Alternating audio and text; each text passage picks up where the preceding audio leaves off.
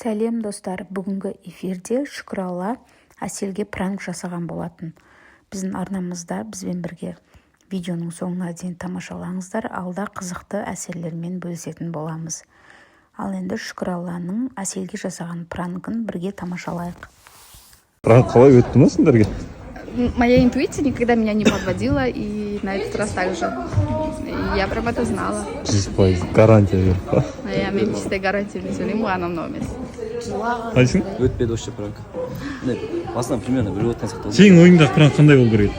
Мысалы сен білдің. Пранк керек емес сияқты. Пранксыз ба? Потому что көрініп тұр да. Сонда көрінді маған білмеймін. Халық не ойлады.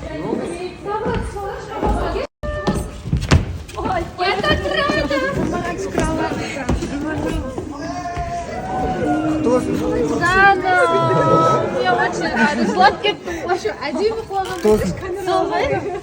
Я. Молодец. Эжла жиртик. Мен жаман кіргім келген. Ақшасы бітті болған.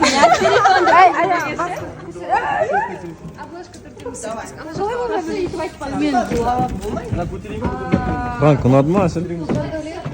Я на эмоциях сейчас опять желаю. Құтты болсын Шүкіралла. Рахмет. Мойнынан бір жік түскендей болып жатыр ма? Айтпа, қыздың жылағанын көріп, мен де көңілім босап жылайын дедім, бірақ эфирде жылай алмаймын. Сондай болды. Қанша уақыт дайындалдың жалпы? Бұл пранкқа. 2 күн дайындалдым. Ана до конца жоқ деп жатыр, сол кезде қандай сезімде болдың? Шынымен жоқ деп айтамын. Енді қызды жылатып барып, енді эмоцияда тұрған қыз ауырлық сезінеді ау по-любому.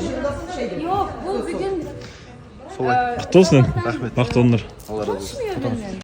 Галина, қалай ойлайсың? Шүкіралла Әселді әшейін сынап көргісі келіп жатыр ма? Әлде шынымен ата-анасы қарсы болып жатыр ма? Шынымен де басында жаңа ойлағам, ана ата-анасы қарсы болып жатыр деп өтірік айтып жатқан шығар кішкене қызына. Бірақ что-то кәдімгідей реально бара жатыр да. И бір жағынан неше түрлі ой болып тұр қазір менің ойымда. Либо Шүкіралла ата-анасын сылтауратып тұруы мүмкін, шынымен де ата-анасы қарсы болуы мүмкін.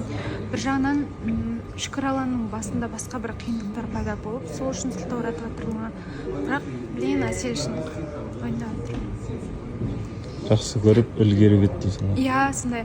Андай да, как будто жігіт орта жолға келген қызды лақтырып кетіп жатыр да. Қандай қиындықта да қасында болмай жатқан сияқты көрініп жатыр да. Бір нәрсені түсіндім, менің Бексұлтаныма жететін жігіт жоқ.